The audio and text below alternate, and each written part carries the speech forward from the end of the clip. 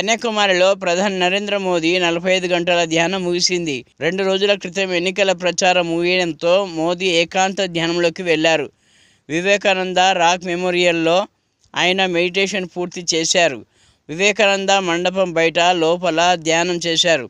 కొబ్బరి నీళ్లు, ద్రాక్షారసం లాంటి ద్రవపదార్థాలే తీసుకున్నారు. చేతిలో జపమాల ధరించి మోదీ మండపం చుట్టూ నడిచారు. సార్వత్రిక ఎన్నికల ప్రచార గడువు ముగిసిన వెంటనే పంజాబ్ నుంచి వెనుదిరిగిన మోదీ తమిళనాడులోని భగవత్ అమ్మన్ ఆలయంలో ముందుగా పూజలు నిర్వహించారు. అనంతరం ఓ పడవలో బయలుదేరి సముద్రం మధ్యలో శిలా స్మారకాన్ని చేరుకొని రామకృష్ణ పరమహంస, మాతా శారదాదేవి చిత్రపటాలకు పూలమాల వేశారు.